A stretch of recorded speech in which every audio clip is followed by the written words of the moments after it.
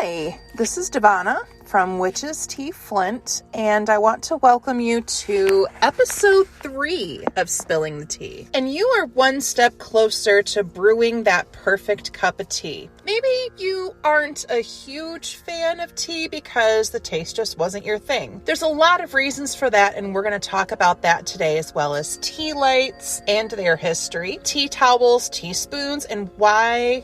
Please stop microwaving your tea. I'm begging you, please stop. We're going to get into all of that today in our short little Spilling the Tea talk. We'll also dive into what is so witchy about teas. I've actually been asked that. The organization is Witches Tea Flint, so I thought that people would make the correlation that we would also talk about tea, but it kind of went over people's heads. So we're going to get into all of that too. There's a lot of odd misconceptions about this whole podcast and why a witchy Facebook page is doing podcasts about tea, as if tea isn't somehow witchy enough to discuss. It's really weird. It's still blowing my mind here. You're in for an interesting journey this week, so let's get started. So there's wine drinkers, and then there's those who hate wine. Sometimes it's as simple as finding the right wine for your tastes. I'm not a fan of Merlot, but you give me a little bit of mulling spice in there and I can actually tolerate it. Now, maybe that's not the case for you. Maybe your thing is, I hate Moscato. I happen to love Moscato when I could drink. I don't drink anymore and haven't for quite a few years, but that's a different story for a whole nother day. But at one point, I couldn't get enough of Leelanau Cellars Witch's Brew. Oh, that stuff is amazing. All the spices in it and the red wine, and it's witchy and it's perfect, and you can get it at grocery stores and it's cheap. Love this stuff, but can't drink it anymore. Thank you, liver. Now my life is all about tea. And I mentioned the wine correlation because it's easy to kind of put those two together. Some Moscato drinkers wouldn't even consider Merlot. Some Merlot drinkers would be like, ew, fruity tooty, gross. Bleh. Unlike wine though, a tea can be improved in a couple of different ways. You can adjust your brewing time. You can add things like milk, or add different types of sweeteners. There's a lot of different ways that you can improve tea, but there's a really easy way so that the tea isn't gross at all. I had really hoped that I would love Darjeeling. When I went to go see my guru in Ann Arbor, that's one of the next teas that they wanted me to try. And I thought, well, it's coming from someone that I trust and love. Of course it couldn't be a bad tea. Oh my God, it was awful. This Darjeeling was the worst thing I've ever tasted before in my life. And I was so excited about it because Darjeeling is supposed to be the champagne of tea. So I'm looking for this like bubbly and fruity and fun experience, and it was the worst thing I've ever tasted. I have never poured anything out so quickly in my life. It was so bad I wouldn't even use it to water my plants. I figured out from my tea master, Shana Zhang, what I did wrong though with the Darjeeling. The first mistake was, I have a coffee pot, but my coffee pot is not used for coffee because I'm not a coffee drinker. I don't like coffee. What I use my coffee pot for is to heat up water so I can make tea. So what had happened was I put the tea in a filter, just like you were gonna do for coffee, and I let the water run through it. Well, that didn't exactly give it enough of a brew time or give it enough time to heat up. So first problem, what I could have done, what would have probably made it better, was taken that water from the first run of the tea and ran it back through the coffee pot. I may have gotten a better taste. But the problem with just using one of those Keurig pots or doing it like that is that steep time. That steep time gives the tea enough of a chance for the leaves to unfurl. Tea has to have that time, but too much and you end up bleaching the leaves and the leaves look really terrible. It's like with rose petals. Rose petals only need a few minutes because anything longer or too hot of water and your rose petals are going to look like they ran through a bleach cycle. It's a really odd color. Plants are really delicate. When it comes to fresh tea leaves, you can actually leave it in there a lot longer, but the dried out tea leaves, they've already been processed, and that processing means you have to take extra special care with it. There's an app that I recommend you download if you're really interested in getting the perfect brew time and temperature and all of those things. Look up Mighty Timer. It actually tells you how to make the perfect cup by using balancing the proper amount of water, the tea measurement, the best water temperature, and a timer that gives you the perfect brew. Tea actually is very much rooted in science, and this takes the guesswork out of it. It's like science and witchcraft all blended together whenever you make any cup. It's wonderful. And all good things take time, so the extra effort and time and energy that you put into it is going to make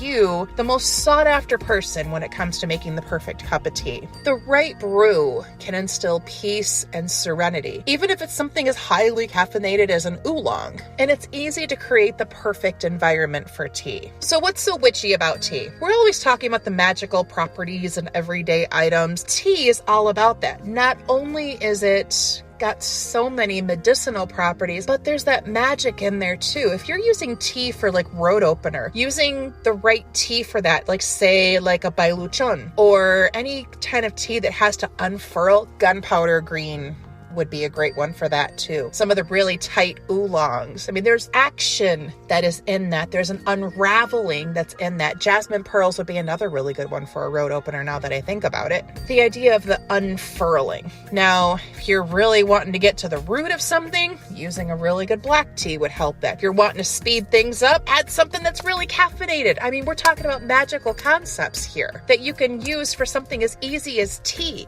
Tea is all about magic. There's magic in every single cup. It's like the new moon, full of possibilities. Tea starts off as these shriveled, dried up little leaves, and with your intent and the power of water and a little bit of heat, so 2 elements right there. So the first element's the tea going into the water, which is earth. You have a little bit of heat, which is fire. And then you have the water. All you need is a little bit of air. And what happens? You blow on it, boom! All 4 elements right there. You're creating something beautiful. Also, the other aspect of air with the tea is the aroma that's coming up, and it's your nose that's breathing in the air of the tea. The aroma is inviting and it lingers and creates happy little chemicals all over in your body. Then there's this magical transition in your body that you may not feel it, but it happens. Another concept to consider. Much of what we drink and intake in our body is acidic. And when our body is acidic and the acid balance is disrupted, this invites disease and illness. The magic of tea is that when the tea leaves go into the water and unfurl and do their little magic, whether it turns the water yellow, whether it turns the water green, whether it turns the water different shades of brown, you are creating an alkaline environment.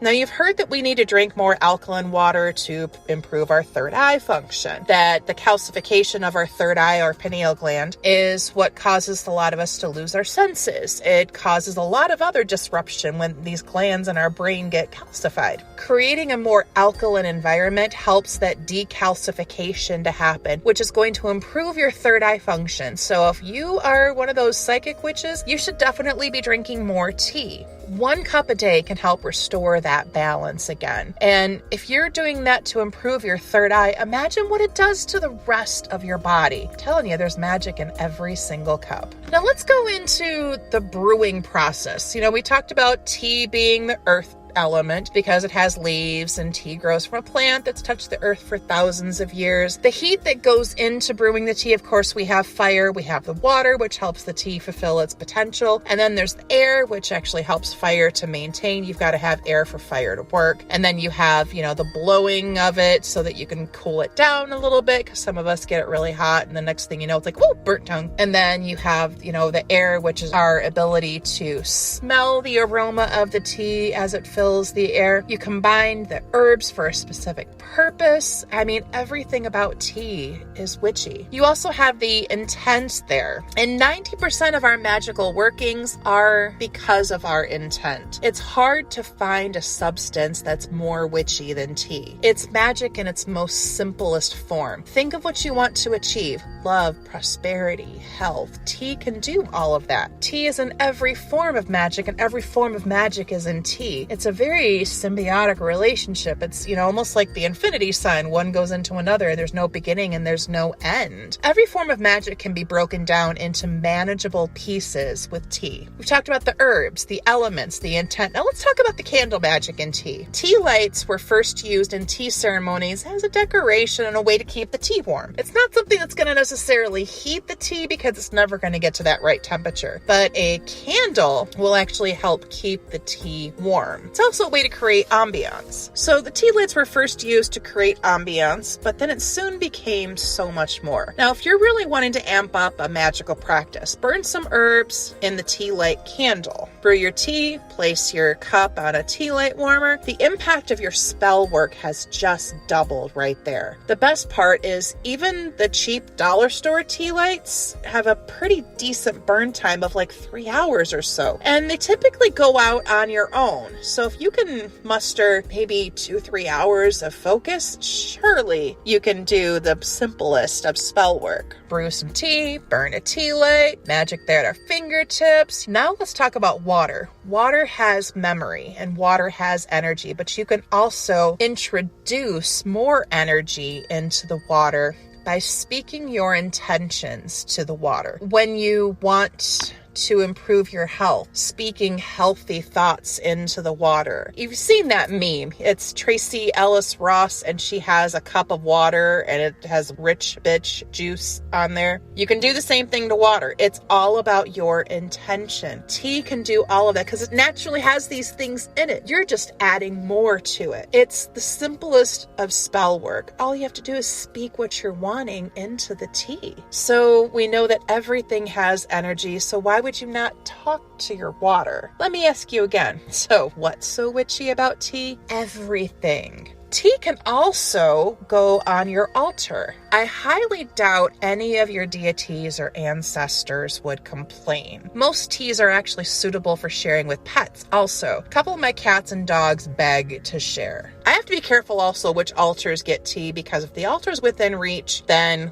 it's not just Hecate and Ganesh that's going to enjoy the tea, it's the damn cat. So just do your research on the herbs, make sure that they are pet safe if you're brewing the tea. Most are, but I wouldn't be responsible if I didn't include that little disclaimer. Do the little bit of research that it takes. All you have to do is type in the name of the herb and type in safe for cats or type in the name of the herb and safe for dogs and go from there. Most are going to be okay, but there's always that a couple of them where it's like not so much. You just want to be careful. It's funny how everyday parts of our life have been so muggleified that we forget their magical origins. Take teaspoons and tea towels. Teaspoons are what many of us use for cereal or for like Saturday morning cartoons when we were kids. Teaspoons got their name because they were once used to give the perfect measurement of tea. One little spoonful of amazing bliss. Tea towels, that's a whole nother thing we take for granted. Now we just it's a kitchen towel, I need to do that. In the 1700s, a tea towel was used to dry the fine china that was used for tea. The ladies of the house often handled that job because they thought that if anybody else did it, that they would be broken. And some of the ladies of the house would think about good thoughts while they were drying the china, which is, magic itself, thinking good thoughts. Now they're a staple in every household tossed at a family member saying, I wash, you dry. I had a teacher in high school, and that's what she did to have the big family conversations, and talk about the big important stuff with her daughter was, I'm going to wash, you're going to dry. And you kind of have to stand there and do it the entire time. They had a really good relationship. So I think that there's something to that. In my household, it was I wash, I dry, I put away. It just never seemed to end. So with all that we've discussed during our short time together, are we getting a good image as to why we should never microwave our water? I mean, if nothing else, we're nuking all the magic, but if there are many other reasons, using the microwave, although convenient, lowers the accuracy of the temperature for the water. You can get hot spots, cold spots, scalding spots. You're heating the water unevenly, and then the leaves are sometimes getting overheated, causes a really funky mixture. It can also make the brew more bitter, so you're losing all of its special nuances. If you'd like to be one of those people with those impeccable palates that can taste the finest hint of nutmeg, probably want to stop using the microwave for your tea and heating any kind of beverage. I did a little research on my own though. Did you know that approximately every minute someone in the US sustains a burn injury serious enough to require medical treatment? There's been about 486,000 burn injuries per year, which ends up being about one burn injury every 65 seconds. And about 85 to 90% of those are from scalding water burns that happen from cooking, drinking, serving hot liquids. And there's an easy way to avoid this. Stop using the microwave to heat your water. If you have a coffee pot, run the water in that. Not trying to be bossy or anything, but we do want to keep you safe and unharmed and be able to enjoy all the things that tea has to offer. So I hope you enjoyed this little talk here. Thank you so much for joining me. It's been a pleasure talking with you about all the little idiosyncrasies, oddities, and fun things about tea that go along with it. Next week, we're going to talk about Assam Banaspati and the new moon. And then the following week, we're going to get into our Maybon blend. Be safe. Stay healthy, make good choices, take care of one another, and don't forget to visit our website at witchesteaflint.com, where you can find our teas and a ton of other magical items. If you like this podcast, stay tuned for more. We have podcasts available on Spreaker, as well as Anchor and our YouTube channel. You can also find us on Facebook at Witches Tea Flint. Our friend Jack Mercer also started his own podcast called Wider Circle, so be on the lookout for that. We'll make sure to share it on our Facebook page. Have a great week, and we'll talk to you soon.